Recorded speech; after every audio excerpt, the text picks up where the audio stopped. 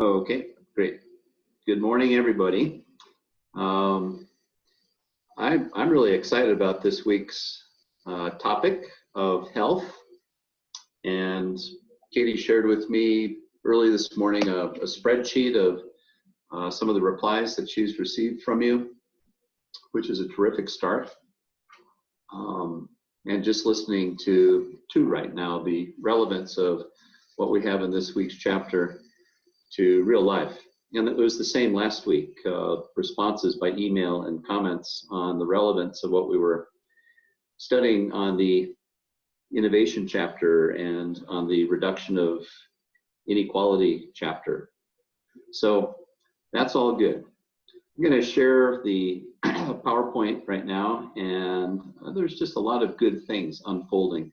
So I'm happy to get this in front of everybody, and I know Katie has sent some of this. But here we go. First of all, I've changed the first slide in our form for the first time, and I've added IEEE Smart Village. And IEEE are electrical electronic engineers. It's the world's second largest professional organization. They have only about 150 engineer members in Vietnam, mostly in Hanoi, Da Nang, and Ho Chi Minh City. But IEEE is helping at this point, finally, after 18 months of negotiation, literally a year and a half, they are helping us fund Bending Bamboo. It's not all the funding we need, but it is very helpful. So we now will add them to our masthead there at the beginning of our courses, recognizing that they're making it possible. Our topic this week is health, and as we've developed that topic, it's health overall, physical, mental, belonging, stress, and in the workshop we even talked about health in terms of how do students and teachers maintain their health in a country that has such a pervasive culture of exams that puts enormous pressure on young people and teachers and school administrators and do it and mow it. So we want to keep our health. I played a little bit down there on the unifying themes: bilingualism with purpose, active bilingual families, and bending bamboo for all. That third one, bending bamboo for all, for me, that thought, that theme emerged out of our last two sessions, where there is a possibility that bending bamboo materials and process and access to things and teachers could create greater inequality unless we are very careful about how we roll this out and how we share it with people. So we want bending bamboo for all. You're familiar with these, and you know that. That's the banner that we've had up at our workshops. But you are not familiar yet with these. And that is a banner that Bruce has created, taking our 10 topics and the various ideas that people have submitted about cultural symbols. And he came up with that, and I think it's rather beautiful. But what are your thoughts? Let me just let you stare at that for a minute, and then I'm gonna get out of screen share and ask for your thoughts. Look at all the symbols and their connection to the topic. Do you agree or disagree with any of them? Be really helpful feedback. Millions of likes from 2. Okay. And Bruce did a little investigating at the end of the day yesterday, and he's priced out what it would cost for us to create a banner, just the same size as the UN Sustainable Development Goal banner, but this would be a bending bamboo banner that would be same size, but it would be vertical, not horizontal. And we could hang both of them beside each other. We could also print our own banners for not so much money. And every school that is participating in bending bamboo could have a banner. And then Bruce spent a little bit more time online and figured out that we could actually take all 10 of those symbols and print each of them one by one on prayer flags. So a set of 10 prayer flags could be strung together and hung in the English classroom or the global classroom or at the English club of any school that is participating. Also, for donors that are helping make this project possible, we could send them a thank you gift, prayer flags of the 10 bending bamboo symbols and topics. But that's just since yesterday afternoon. We've been brainstorming here in the office a little bit. Katie, what are some of the comments that I see? There have been some chats. So Tal was just asking where gender inequality is, or equality, and I said that's within equity. And then identity and education. Do you want to explain why we chose the buffalo for identity? Yeah, because it's actually Vietnam's national animal. Vietnam chose the buffalo as its national animal. Doesn't have to be, but buffalo also connotes hard work. Bruce even put, a little bit of water there in the rice paddy where the buffalo is. So Vietnam is still predominantly agricultural. Clearly, innovation is happening, so plows are replacing buffaloes, but it is still principally a very low-lying country of people living at 1 meter or less altitude, and some 70 to 80% of the people still working in agriculture. Mm-hmm. And Yui possibly suggested for identity either an Ao Yai or a Non La. An Ao Yai or a? Non La, the hat. Okay, all right, good. So I think that with the buffalo symbols nowadays, we cannot see that picture or image in the real life. Just because buffalo and the flower and the hero maybe we can say extinct just because we use a lot of machine farming. That's so true. I think that with the long term, I think that with the Ao Yai or Non La or something like that will be long term. Okay. Do you know the origin of the Ao Yai? Yes. The Ao Yai is actually a French design. It was introduced during colonialism by the French. So I maybe like the Non La. I think it transcends rural, urban, industrial, agricultural. Okay. People from what do the rest of you think? Non La? Is that a good identifier? Non La is a little bit like feminine. Really? We need something like symbolize both genders or others. Why the one pillar pagoda then? One pillar pagoda. Okay, that's another good suggestion. Of course, that's the heart of Hanoi. Is that representative of the country?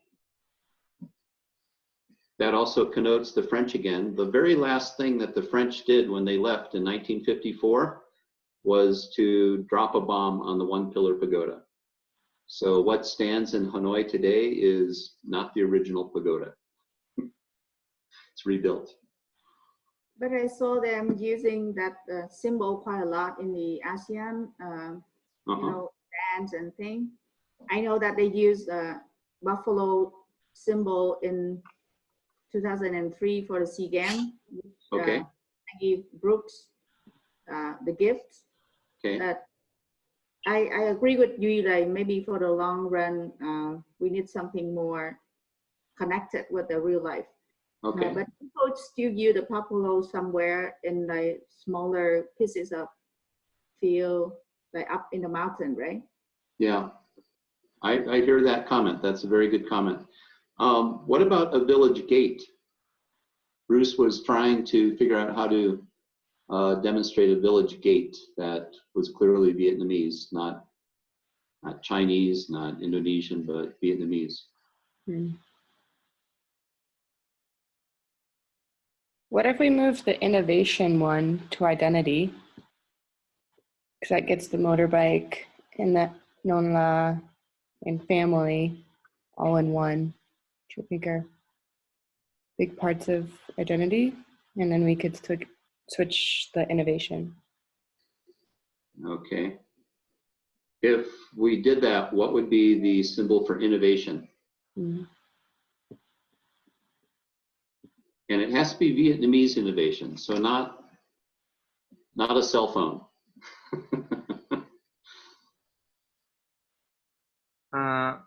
Excuse me, for the image for innovation, like a woman wearing nón lá, driving motorbike, and it's illegal in Vietnam because we need to wear helmet. Oh, good point. Yeah. Yeah, everybody there on the motorbike is illegal except for the child on the back. Mm-hmm. They should be wearing helmets. And what about education? I think the symbol of protest is not exactly related to education. It's like something culture. But doesn't the lotus flower represent enlightenment and eternal thought? Mm-hmm. Yeah, doing the hard work from the mud to get to enlightenment. I don't know, after your education. So I think, Katie, what we would suggest is that everybody seriously take this assignment for the next week. And I've asked in the past for people to send us comments on symbols. Haven't gotten a lot of responses, but now you have something to look at and criticize and come up with a better idea. Yeah. So let us make this an assignment that everybody is expected to respond to in the coming week. Yep. And the reason the timing matters is Dr. Sun will be here in the United States next week, and we would like to put that up on the screen in front of an audience and have Sun explain why these symbols matter for bending bamboo. But first, a little bit more input from all of you on what would be the right symbolism. Okay. All right, so I see on my screen that there were 9 chats while that was going on, but I gathered they've all been answered. Is that right? Okay, good. So any other comments on the banner or the idea of prayer flags or further ideas? What we would do then when we have workshops is hang both banners. And what it shows is we are trying to implement the SDGs in a way which is Vietnamese. Instead of just memorizing UN symbols, we are studying what the UN is saying about sustainability and resilience. But through our English classrooms, we are looking at a Vietnamese interpretation and using a Vietnamese lens to do important work. So that's the thought. Okay, let me go back to PowerPoint.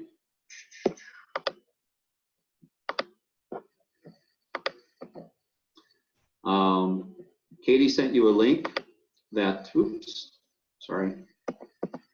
Katie sent you a link to a video which was also produced this last week. Please check it out. I'm not going to play it for you right now because it doesn't really play well when we're on Zoom and then we link. So it's much better if you just click on that link yourself and listen to it and give us your feedback. We don't have any funding to do this video. It was done beyond budget, and we don't have time to revise it right now. But with good critique of the video, by March and by July, with our next 2 workshops, we will more carefully capture people on video and practice everybody's lines so that we can really produce an outstanding video by the middle of this next year. But please view it, tell us what you like, what you don't like, and we will continue to improve. But I think Katie and Bruce did a fabulous job on very short notice, and really no time, no money, but it came out pretty good, I think. So here again is kind of what it would look like in our workshops, maybe also at schools if you hung both banners. Problem with the UN banner is they cost $40 each, and our banners we can make for about $5. So it'll be much easier to do ours, and I'm not interested in sending $40 for every school to have a UN banner. Here again is how we frame each chapter. That hasn't changed. Here again is how we want to illustrate each story. And the question for you is there at the top, whose story, what profile will illustrate health? Somebody really committed to holistic health. Okay, so relating community data to big data on health. You had a lot of things to consider from TEDx, and we're going to be looking at a number of what we call big data sets of information, from the Human Development Index to the Multidimensional Poverty Index to the Institute for Health Data and the Global Burden of Disease. These are all big data. These are things that are collected by very well-funded, enormous health institutes, and they do it for every country on Earth. So you can go to the HDI, the MPI, the IHD, the GBD, look up Vietnam, and in a few seconds, you have big data that explains the state of the country of Vietnam.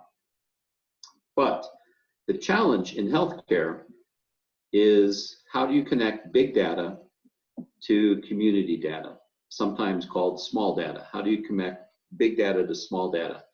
So the community data, that focus really is something which is traditionally Vietnamese, and it is something that gained much attention in the 1970s and 1980s. Part of it, in fact, a large part of it, was a response of post-colonial developing countries to the former colonizing countries, the US, Russia, Britain, France, Germany. So it was a pushback against those countries, and it came right at the end of the American War in Vietnam. So the political context globally was set by the Vietnamese defending themselves in the American War. And the conference that was very, very famous, it was held in 1978 in Alma-Ata in Kazakhstan, a former Soviet satellite, a former republic of the Soviet Union, Kazakhstan.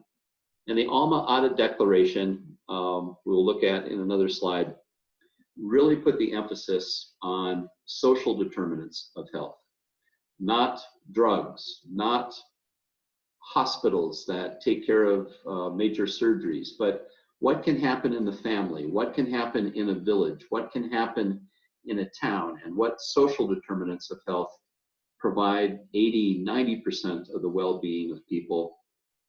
And that was a response to the power of health corporations and the power of big countries basically telling the world how to carry out health.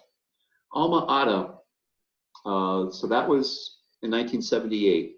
The second conference was held in Bangladesh, outside of Dhaka.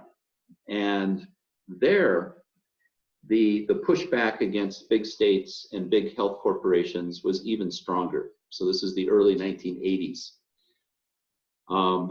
And a lot of experiments were introduced in many countries across the world of community-based, community-driven health. So all of this makes me think a little bit of the early 1990s, when Liz and I lived on Campus 1 of Gantai University. And we used to carry our own water because we didn't have running water on Campus 1. We had to boil our water, filter our water. And regardless of all of that, I got dysentery and lost 45 pounds and weighed 128. And then on top of dysentery, I then got a full body rash from head to toe. I was covered in red welts. So I weighed 128 and was covered in red welts. And what do? One of my students from K-14 at Kentucky University rode his bike over to the house, and he said, pointing at a mulberry tree, so here I have a picture of a mulberry tree, he pointed to the mulberry tree on Campus 1 and said, I'm going to pick a bucket full of leaves off the mulberry tree, and we will boil those down, and I want you to drink the entire quart of liquid that we get from the leaves. And so he said, you're going to lose the rash within 30 minutes of drinking that awful green liquid. And he said, in a day's time, those big red welts from head to toe will come back. Your whole body will be covered with welts again. And you have to be somewhere tomorrow at the same time by a mulberry tree to pick fresh leaves and boil it down again and drink it again. And from that point on, you will never have a rash in your life. And he was exactly right. His community wisdom and the community provision of that tree and the leaves, not only on Campus 1, but the next day, Jupe, you might remember this. We were actually up in Ho Chi Minh City, and we were with you, but we had to find a mulberry tree in Ho Chi Minh City and boil down leaves, and I had to drink green liquid a second time while we were up in Ho Chi Minh City. And it took care of my rash for the rest of my life. So we've got big data on the one hand. How do we connect that to amazing, inexpensive community wisdom and provision, community data on the other hand? So Katie provided you with this video on the left with Scott Williams, the hidden role of informal caregivers, the role they play in healthcare. And another video that she was thinking about, and you can look this up, is Susan Pinker, The Secret to Living Longer. And both of these, but let's start with Scott Walker, but both of these are really relevant to, I think, community data. Williams argues that health and social systems depend on carers or caregivers.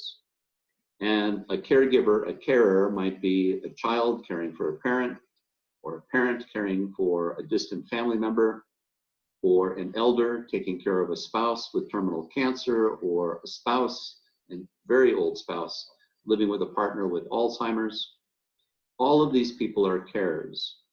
And what do? They assist with the mobility of the person who is old or has a disease or has an incapacity.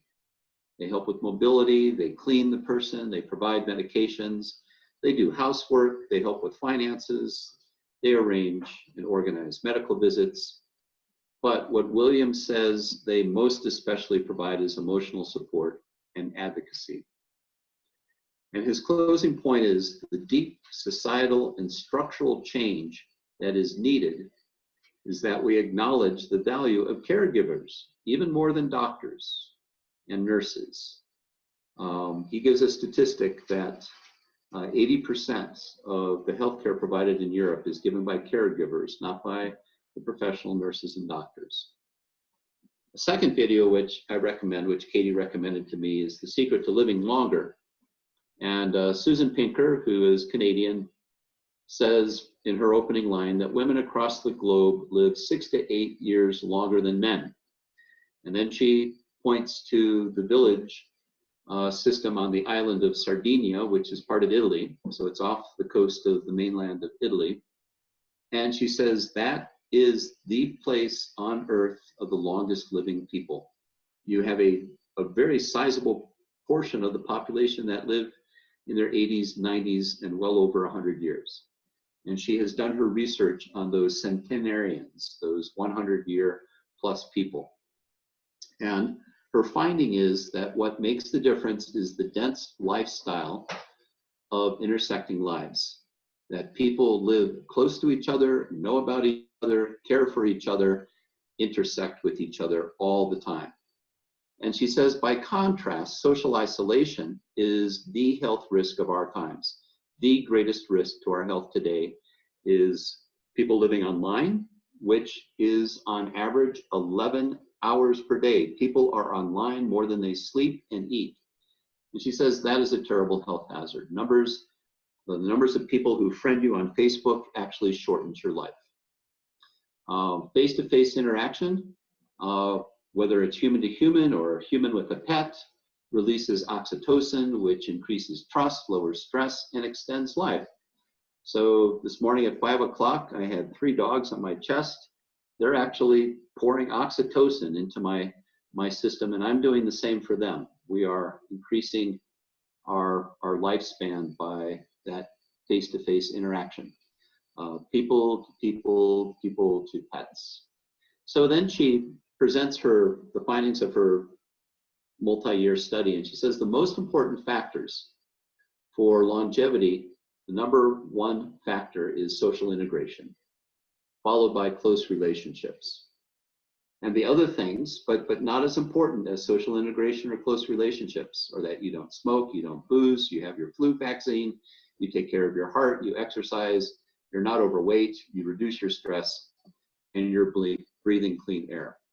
But social interaction, close relationships, oxytocins, these are the things that extend life.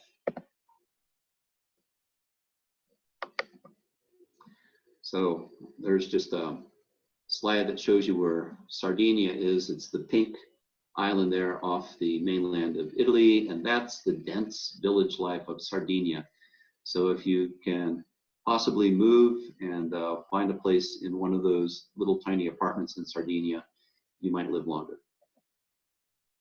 And here's a summary of Alma-Ata in Kazakhstan. The summary of that declaration, which is world famous, is that health, and we're speaking of physical, mental, and social well-being, is not just the absence of disease or the absence of infirmity. Health is addressing inequality. Health is addressing the holistic health status of people. It is something that developing countries can do as well as developed countries. And it is something that is political, social, and economic, as well as Susan Pinker says, something that is integrated and interpersonal. The Alma-Ata Declaration says that people have a right and a duty to participate individually and collectively in the planning and the implementation of their health care. Primary health care is what is most essential. Tertiary health care, which is what you would get at a hospital if you had a disease, that comes second. Most important is primary health care. Those who are in the master's program from Manju, you've studied social determinants of health. So let me just put this in front of all the teachers, and then I'm going to jump out of screen share and ask the master students to share with the others what you've learned about the social determinants of health. But health here is about a well cared for neighborhood and environment, that health and healthcare begin in the home and in the neighborhood, and then from there extend to clinics and hospitals. Healthcare is a social, communal context.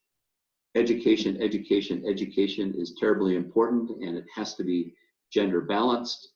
I do remember with some sadness when Liz and I were working at Gantay University in the early 1990s, when there was quite a scare in Vietnam of the spread of HIV/AIDS.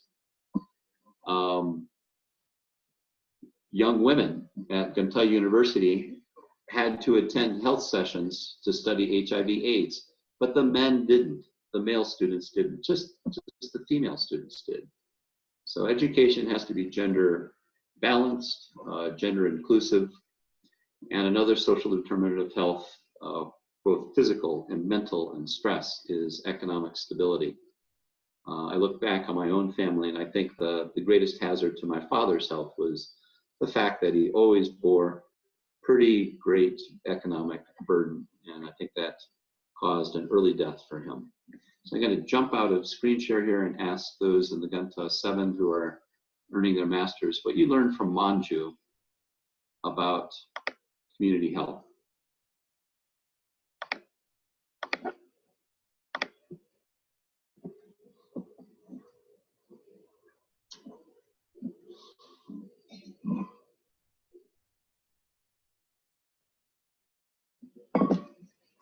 Nothing. Go ahead, too. If we look at from the educator perspective, I feel like people just trying to use the money from the donors, the sponsor, to finish the healthcare projects. And what have we learned so far from that? It's just like for the benefit of the large scale project instead of building up from the community level. So there's one part I really like, they talking about the barefoot doctor, the one who walk around the villages, trying to help out with the, like very limited resources, trying to help people with the treatment. And they build on the available assets of the community. Like you said, like the community wisdom, but at the same time, they introduce the modern medicine, trying to compromise between the traditional way. But one part I love from that kind of strategy, like they put a lot of factor inclusive. For example, like culture, a little bit with spiritual, like rights. So they account the culture in the treatment instead of trying to say that you are superstitious and you shouldn't do that, okay? Because sometimes it's not about a medicine. It's not about the drug you drink in, or you come as look like a very smart and clean doctor, but you need to know like how to make people calm down, how to use the treatment in different dimensions, like both like psychological and physical, and also like cultural and spiritual. So that's what I have read about. That is so fascinating for an educator to think about that when they include all of that into their lesson. Excellent. Excellent. Those are really good insights. I think you captured a lot from Manju in that summary right there. Any other thoughts before I respond to what Tu said? I think Manju also mentioned about prevention more than treatment. Okay, that's it. Yeah. Yes, and one more thing we have to think about living healthy is that we change behavioral change. For example, when you want to lose weight, it's not mean you eat less to lose weight, but you can change the behavior. Instead of driving, you can walking. Instead of you using the lift, you can step, you can walk to the stair. Yeah, it means behavior, changing behavior can make you become healthier. Very good. Yeah. Excellent. Any other comments from Manju's class?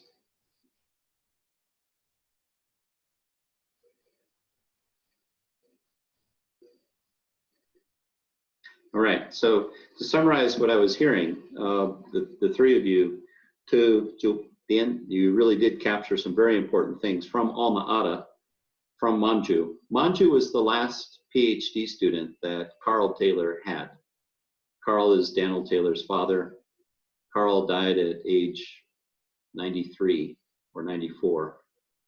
And Carl was teaching until he was age 93. He still had, I think, 16 PhD students under his care, and he was 93 years old, dying of cancer. The person who used to teach Manju's course is Henry Perry, and Henry then moved to Johns Hopkins and took over Carl Taylor's courses and his PhD students. But let me just summarize what I heard.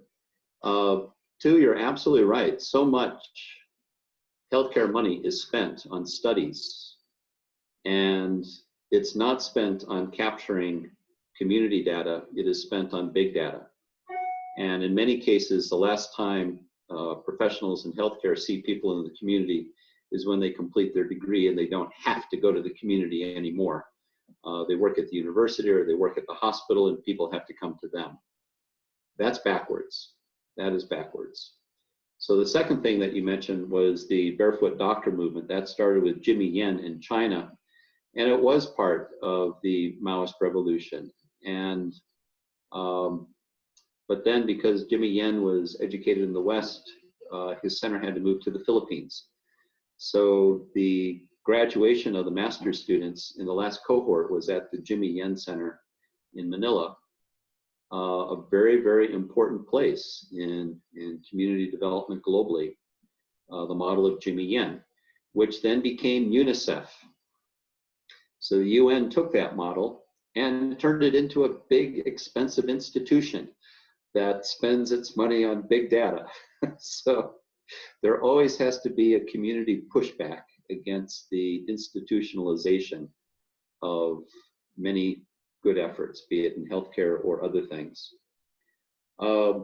Jupe, yes, the emphasis is on preventive, not treatment care. And if you look at the things that the Scott William video from TED Talk and the Susan Pinker video both suggest, that is caregiver, carer, that is preventive. Focusing on relationships and community and caregiving and just being in touch with people. That is the greatest determinant of good health and longevity. And finally, Dien, spot on, perfect summation. It's about behavioral change. And not just in health, but really if you look at all 10 topics in Bending Bamboo, there is some element of behavioral change there. And that behavioral change is not something that you begin when you're old. It's not something you begin when you're 50 or 40 or 30 years old, an adult. It's not something you begin at university. It's actually something that can be introduced and practiced and become part of normative life when you're a young child. And what we learned in the master's class last week is it's even something that begins when you are an infant, when you are 6 to 12 months old. This is where norm change begins. The infant's effect on a family and the family's nurture of an infant, that's when norm change begins. So this is really interesting stuff. And I will go back to the PowerPoint so that we allow everybody enough time in breakout sessions. Katie also dug up and gave us access to the GBDs, the Global Burden of Disease. And if you go to the Google Drive and go to this PowerPoint for this week and click on that live link for GBD, I'm not going to click on it here, but if you click on that yourself, just type in Vietnam and type in male and female in different age groups. So what I did here was, you can see in the middle of the screen, I typed in location, Vietnam. I chose the age, under 5, and I chose the male sex. And what you then see here are the predominant causes of death for Vietnamese children, male children under age 5, right?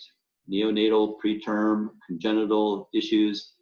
Now look at the next slide and compare this to Vietnamese males age 15 to 19. I'm sorry, that should be age 15 to 49. Age 15 to 49. Look at the main causes of death. The biggest contributor to death is road injuries. Okay? Not congenital, but road injuries, motorcycle accidents, drownings, strokes, cancers, liver cancer, lung cancer from smoking. Switching over, and so let me just jump out of stream share there and and encourage you, go to those links and play with it and explore, compare male and female, compare different age groups, and see what might capture the interest of your students. You can compare teens to adults and teens to children, and you can compare usefully in class young men and young women.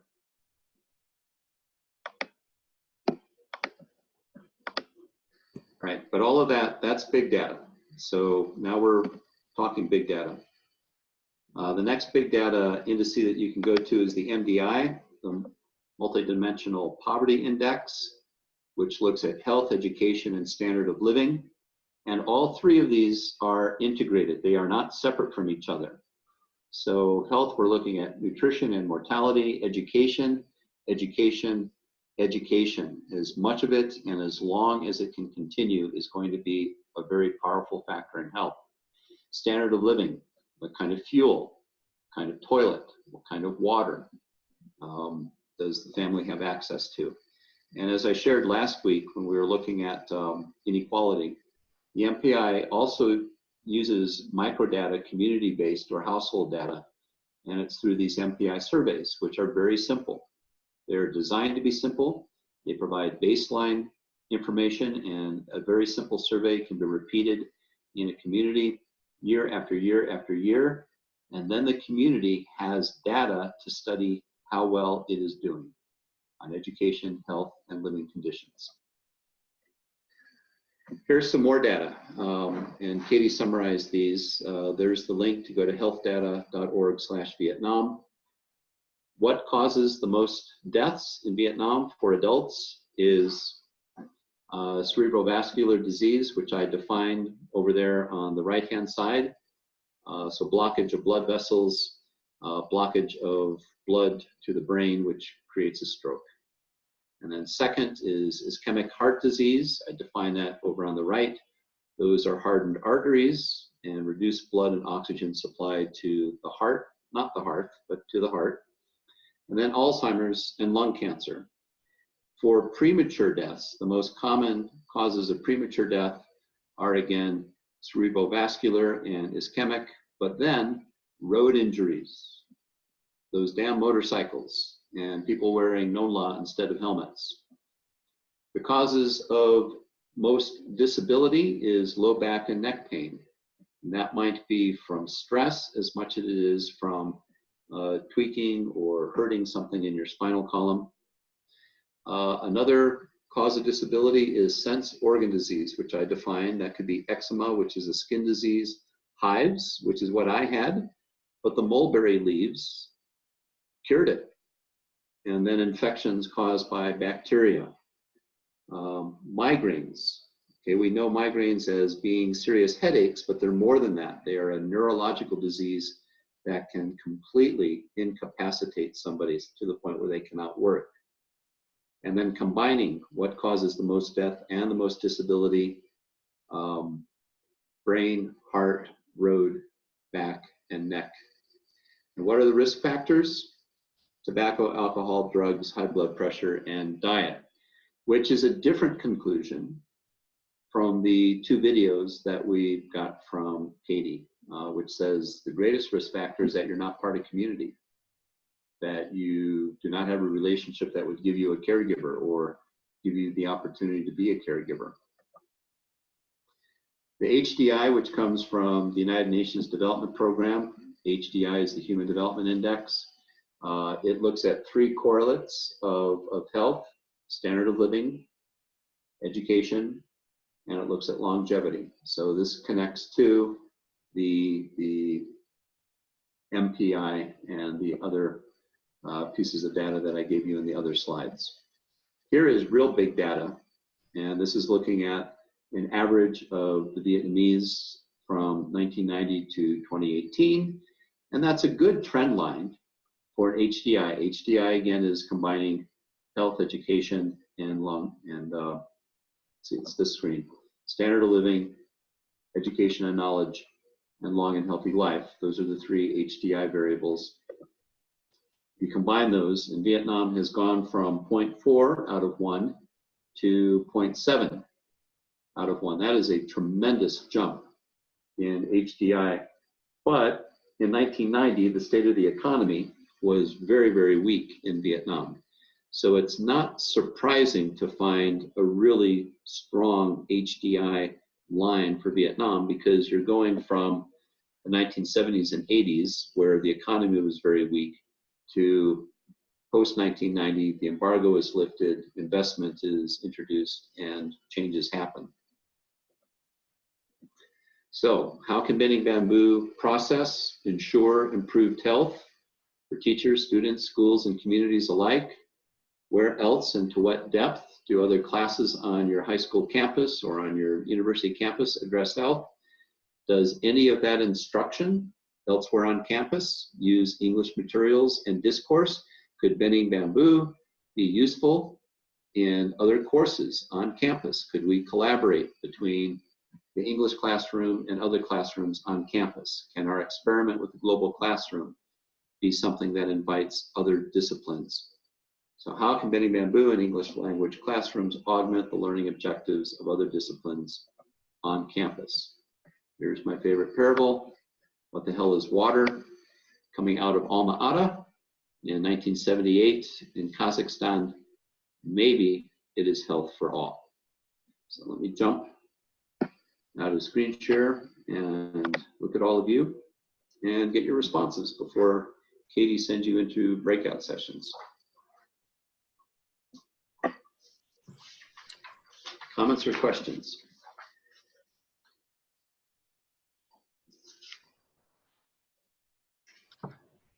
If there's no comments or questions, I might go right into breakout rooms, seeing as we don't have so much time left.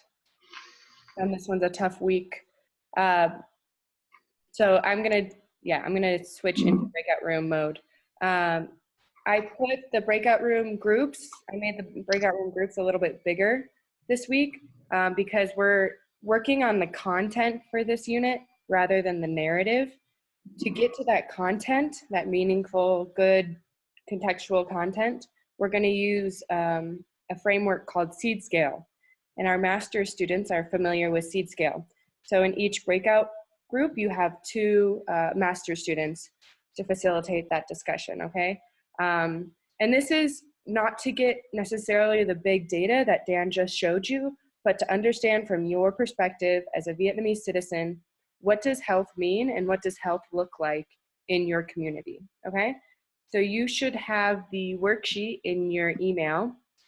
And yeah, do you have any questions before we go into breakout rooms? Nope, okay. So we'll go into breakout rooms for 30 minutes and always message me if you need help. Okay. Hello, my friends. Was that a difficult task? Know that with limited time and a lot of questions, you cannot run through We need again. a month, Yes. Katie. We need a month to answer those 4 principles. Yes. Well, I wasn't expecting you to teach them the 4 principles, but just to briefly fill them out for health. But it is difficult. But I think that when you know that we lack of time, you should divide group with the only answer 1 or 2 questions. It will make it easier for to answer all of the question. Good idea. Next time. I understand that point, but all 4 principles fit together. So if one group did principle 1 and a different group did principle 4, the 2 don't connect. I think the answer is more time. Yeah. Because to break it up would be to take them away from the whole set. And I think that you should review the bottom up, top down, and outside in.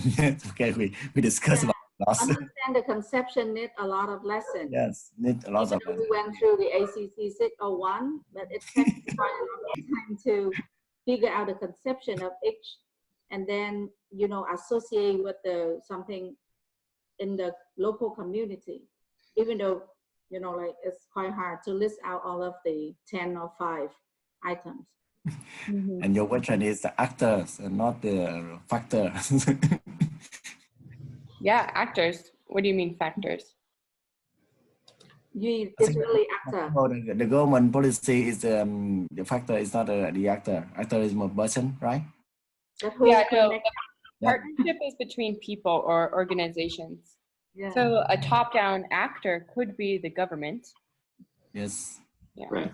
An actor can be one person, or it can be the UN, it can be the Vietnamese government, it can be a corporation, Mm-hmm. it could be a community. Mm-hmm. You define it. So did everybody get to principle 4? No, principle 3? Okay. Not a problem. So Katie, can I suggest we save like half an hour next week, continue with the other two, because I think it's really interesting to discuss what all of the group, especially mine. okay. So maybe we can contribute for the next two principles to finish this. And I think it's really basic to understand the SIS scale. Mm-hmm. People, when people thinking of the healthcare, they just think like medicine and doctor.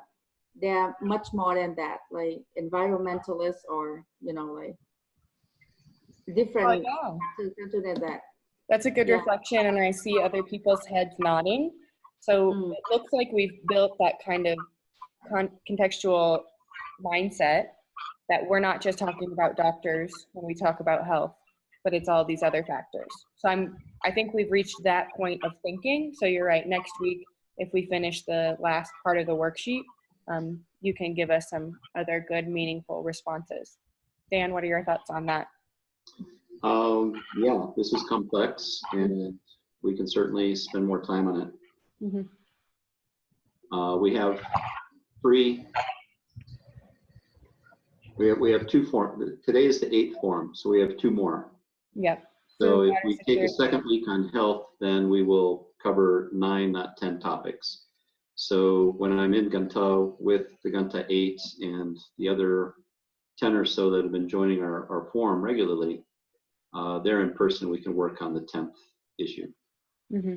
But the time that, and we need to address this as a group, we need help getting the interviews done of the people who have been identified as the profile people. So for each of the units, we need the interviews done so that we can turn those into stories, so that we can have pictures and get the chapters done. And I'll print out all the materials we've created in these forums, and Dan and I will work through them today before him and Liz jet out to West Virginia so that we can effectively assign interviews. Okay, well, next week we'll continue with the health topic. I'll let your minds continue to think on that for a week. I will also send you an assignment to review those symbols, icons, and give us your feedback on those. Yeah, that was helpful. Thank you at the beginning. Two. Can you collect all of the reporting thing today? And then people will keep on that next week.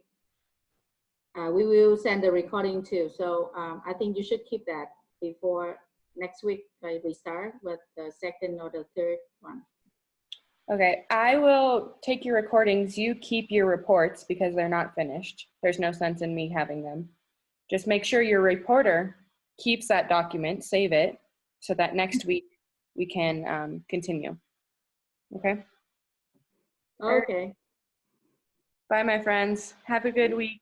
Bye-bye, everybody. Ian, I'll be in touch with you today about class next week.